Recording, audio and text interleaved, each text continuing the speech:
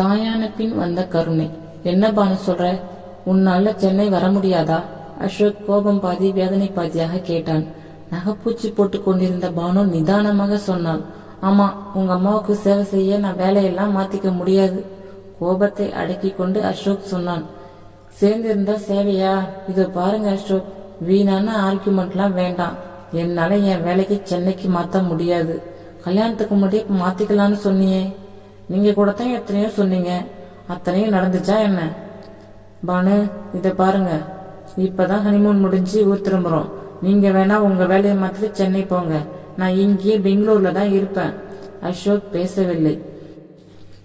இருவரும் பெங்களூரில் ஒரு ஐடி கம்பெனியில் வேலை பார்த்து காதலித்து பெரியோர்கள் சம்மதத்துடன் திருமணம் முடித்து எல்லாம் கூடி வருகிற வேளையில் இதென்ன குழப்பம்? அசோக் தன் தாயை நினைத்து கொண்டான். அம்மா, நீ இப்படி தனியா இந்த கிராமத்துல இருக்க வேண்டாம். வீட்டை வித்துடு. வேண்டாம் அசோக், நீ ஏன் பேச்சுலர் குவார்டர்ஸ்லயோ மெஸ்லயோ சாப்பிட்டுட்டு இருக்க? உனக்கு கல்யாணம் ஆகட்டும், அப்புறம் பாத்துக்கலாம்.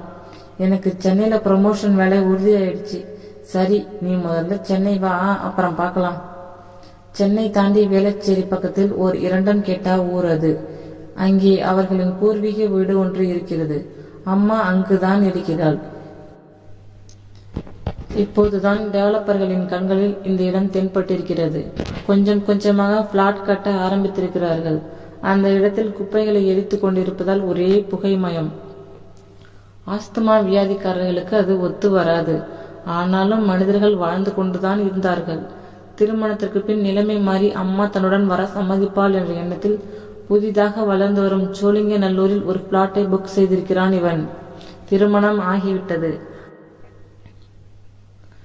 ஆனால் இவன் நினைத்த இரண்டாவது வேலைதான் நடக்கவில்லை. இப்போது பானு வேறு முட்டுக்கட்டை போடுகிறாள். உங்க அம்மா தனியா இருந்தா என்ன? எங்க அம்மா கூட தான் மும்பையில தனியா தான் இருக்காங்க. உங்க அம்மாவுக்காக அக்கம் பக்கம் மனுஷா உதவி இருக்கா? இதோ பார் பானு, உங்க அம்மா எங்க அம்மான்னு பிரிச்சு பேசாத. தாய்மைங்கிறது எல்லாருக்கும் போது. வேண்டாங்க, அப்படி அம்மா கூட தான் இருக்கணும்னு இருந்தா ஏன் பெங்களூர்ல வந்து வேலை பார்த்தீங்க? பிளீஸ், இந்த டாபிக்கை இதோட விட்டுடுங்க. தப்பு, இவளை காதலிச்சது தப்பு. திருமணத்திற்கு பிறகு வேலையை மாற்றிக்கொண்டு சென்னை போய்விடலாம் என்று நினைத்தது அதை விட தப்பு. தன்னுடன் தன் தாயும் இருப்பாள் என்று நினைத்தது எல்லாவற்றையும் விட மிகப்பெரிய தப்பு. ஆனால் அம்மா எதையும் எதிர்பார்க்கவில்லை. ஏன் என்று கேட்கவில்லை. பறவைகள் தம் சிறகுகளை சுமை என்றா நினைக்கின்றன? செடிகள் தன் கனிகளை சுமை என்றா நினைக்கிறதா? ஆனால் பானு தன் கடமைகளை கூட சுமையாகத்தான் நினைக்கிறாள்.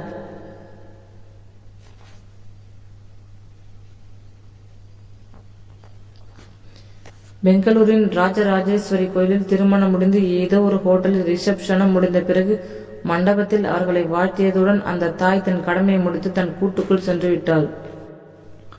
இவனுக்கு தான் மனசாட்சி அடித்து கொண்டது. தனி மனுஷியாக இருந்து வாழ்வில் பல தோல்விகளை சந்தித்து வெற்றி கண்டவள் இவன் தாய். படிப்பறிவில்லாத அவள் தன் அனுபவ அறிவால் பல பிரச்சனைகளை வெற்றி கண்டிருக்கிறாள். வாழ்வின் துருப்பிடித்த பக்கங்களை தூக்கி எறிந்தவள் அவள்.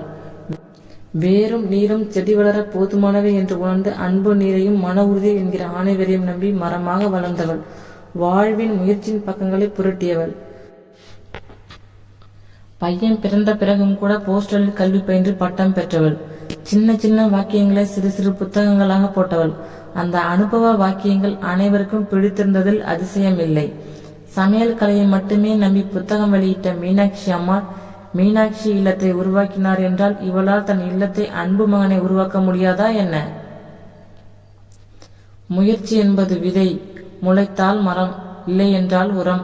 இவளுள் அனுபவ மரங்கள் உரமாகி கிடந்தன. அதனால்தான் அசோக் ஒரு பெண்ணை காதலிப்பதாக சொன்னபோது கருத்து மாற்றம் ஏதுமின்றி அதை ஏற்றுக்கொண்டாள். இனி அசோக் சோர்ந்து போனான். இனி பானுவிடம் பேசி பயனில்லை. சனி ஞாயிறுகளில் இவன் தன் தாயை போய் பார்த்துவிட்டு வந்தான். போகும்போது நிறைய பலகாரங்கள் ஸ்வீட் வாங்கி போவான். அம்மாவுக்கு பூசணி அல்வா பிடிக்கும். டம்ரூட் அல்வா வாங்கி போவான். பானுதான் அனைவருக்குமே அல்வா தருகிறாளே, பானு வரலையா என்று அம்மாவும் கேட்க மாட்டாள். அவளுக்கு தெரியும், நடக்காததை கனவு காணும் தாயல்ல அவள். அன்று அம்மாவுக்கு உடல்நிலை சரியில்லை என்று தகவல் வர இவன் தான் லீவ் போட்டுவிட்டு கிளம்பினான். எனக்கு ஆபீஸில் ஆடிட்டிங் இருக்கு, என்னால் வர முடியாதுன்னு பானு சொல்லிவிட்டாள். இதுவே அவள் தாய்க்கு ஏதாவது நடந்தால் இப்படி இருப்பாளா? வேண்டாம், எல்லாரும் நன்றாக இருக்கட்டும். அம்மாவுக்கு லேசான அட்டாக். இவன் தான் 10 நாட்களாக மருத்துவமனைக்கும் வீட்டிற்குமாக அலைந்தான். டிஸ்சார்ஜ் ஆகி வீட்டிற்கு வந்தபோது அவன் சொன்னான், இனிமே தனியா இங்க இருக்க வேண்டாம், என்னோடு பெங்களூருக்கு வந்துடு என்றான் அசோக். வேண்டாம்ப்பா, டெஸ்ட்ல இருந்தா எல்லாம் சரியாயிடும். அதான் இத்தனை நாள் இருந்தாச்சே, பேசாம ஊருக்கு போ. அதான் ஆள் ஏற்பாடு பண்ணிருக்கே, இன்னும் என்ன? எனக்கு ஒண்ணும் இல்லை. இவன் வேதனையுடன் ஊர் திரும்பினான். அம்மாவிற்கு வேலைக்கு கொடுக்க வேண்டிய ஆகாரம், மருந்துகள் எல்லாவற்றையும் சார்ட் போட்டு அந்த ஆயாவிடம் சொல்லிவிட்டு கிளம்பினான். வீடு நிசப்தமாக இருந்தது. பானுவிற்கு என்னவாயிற்று? பேசாமல் கிளம்பி மும்பை போய்விட்டாலோ? கையில் இருந்த டூப்ளிகேட் சாவி மூலம் வீட்டை திறந்தான். பானு எங்கே? பெட்ரூமில் யாரோ முனகும் சத்தம். பானு பெட்ரூமில் போர்த்தி படுத்திருந்தாள். என்னாச்சு பானு? எனக்கு என்ன ஆனா என்ன? உங்க அம்மா நல்லா இருக்காங்களா? என்ன பானு இப்படி பேசுற? அட்டாக் வந்து அம்மாவை பார்க்க போனது தப்பா? தப்பே இல்லை. அம்மா பிள்ளை நீங்க, உங்ககிட்ட வேற என்னத்தை எதிர்பார்க்க முடியும்? இவனுக்கு எரிச்சலும் கோபமும் வந்தது. அப்போ டெலிபோன் கூப்பிட்டது. இவன் பேசினான். மறுமுனையில் ஒரு லேடி டாக்டர். ஓ மிஸ்டர் அசோகா, கங்க்ராட்ஸ், நீங்க அப்பாக போறீங்க. பட் உங்க ஒய்ஃப் அனிமிக்கா இருக்காங்க. சில மாதங்களுக்கு பெட் ரெஸ்ட் தேவை. நான் மெடிசன் எல்லாம் பிரெஸ்கிரைப் பண்ணிருக்கேன். Take care. இவனுக்கு மகிழ்ச்சி, அதிர்ச்சி. பானுவின் கரங்களை முத்தமிட்டான். ரெஸ்ட் வேண்டும் என்று சொல்லி இருக்கிறார்கள்.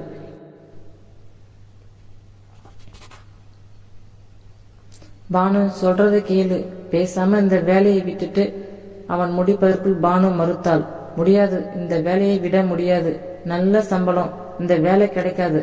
2 மாசம் ரெஸ்ட் எடுத்துட்டு அப்புறம் மெட்டர்னிட்டி லீவுக்கு அப்ளை பண்ணி சமாளிக்கலாம். குழந்தையும் வச்சுட்டு நீ எப்படி ஆபீஸ் போவ? பேசாம அம்மாவே.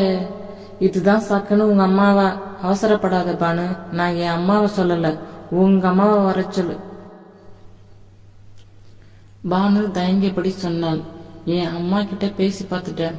மணி கர்ப்பமா இருக்கலாம். அம்மா அமெரிக்கா போறாங்களாம். பிளைட் டிக்கெட் கூட வந்தாச்சான். நாட்கள், வாரங்கள், மாதங்கள், செக்கப், மருந்து, டானிக், நாட்கள் ஓடியதே தெரியவில்லை. செய்தி கேட்டு அம்மா மகிழ்ந்தாள். பானுவை பத்திரமா பார்த்துக்கோ என்றாலே தவிர நான் வரட்டுமா என்று கேட்கவில்லை. அவளுக்கு தெரியும், இங்கு அழைப்பதற்கு யாருமில்லை என்று தெரியும். அழையாத வீட்டுக்கு வாசலை மிதியாதவள் அவள். ஆண் குழந்தை பிறந்தது. பட்டு குஞ்சலம் போன்ற மென்மையான சருமம், பவளவாய், பிங்க் நிறத்தில் உள்ள உள்ளங்கைகள். பானுவை தாயாக்கி இவனை தந்தையாக்கிய மதலை. அம்மா வாழ்த்துக்களுடன் பரிசு பொருட்களுடன் பிரசவ லேகியம் தானே தயாரித்து கொரியரில் அனுப்பியிருந்தாள். பிஞ்சு மதலையை வீட்டிற்கு எடுத்து வந்தபோது ஆரத்தி எடுக்க கூட யாருமில்லை. கண்ணீரை துடைத்தபடி பானு வீட்டிற்குள் அடியெடுத்து வைத்தாள். 1 மாதம் ஓடிவிட்டது. ஆயா ஒருத்தி வந்து குழந்தையை குளிப்பாட்டி கூடமாட உதவி செய்து வந்தாள். பானு யோசனையில் மூழ்கி கிடந்தாள். அன்று தன் கணவனிடம் தயங்கியபடி வந்தாள் பானு.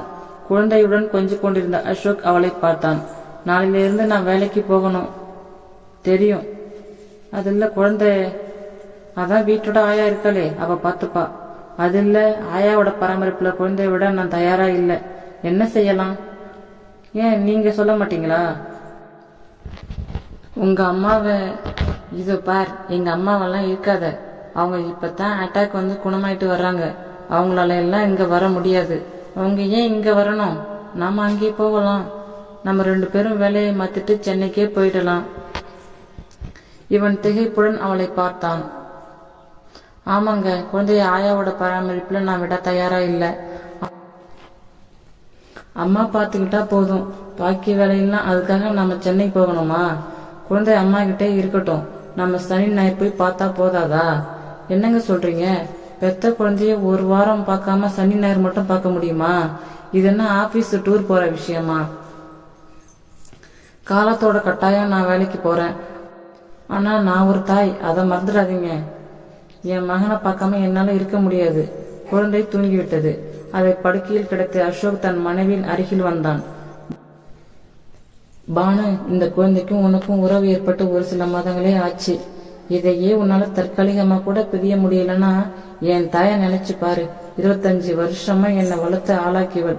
உயிருக்கும் உயிராய் நேசித்து தாயாய் ஆயாவாய் தன் நேசத்திலேயும் பாசத்திலேயும் வளர்த்து நெஞ்சத்திலே தாளாட்டி என்ன வளர்த்த தாய். அவளால மட்டும் தன் மகனை பிரிஞ்சிருக்க முடியுமா? தாய்மைங்கிறது பொதுமொழி. அதன் அர்த்தம் எல்லா இடங்களிலும் ஒரே மாதிரி தான். அது அன்பு மொழி, பாசமொழி, நேசமொழி. அன்புதான் அதை பரிபாஷை, பாசம்தான் அதன் இலக்கணம். புரியுதா? பானு கை கூப்பினாள். புரியுதுங்க. நாம எப்போ சென்னை கிளம்புறோம்? தூக்கத்தில் அரி மிரட்டலில் சிரித்தான் குழந்தை. சீக்கிரம் சோழிங்கநல்லூர் பிளாட்டில் குடிப்புக நாள் பார்க்க வேண்டும். அவனால் எத்தனையோ கற்பனைகள். முதலில் இந்த செய்தியை அம்மாவிடம் சொல்ல வேண்டும். அவன் மொபைல் போனை எடுத்த அதே நேரம் போன் கூப்பிட்டது. பேசினான்.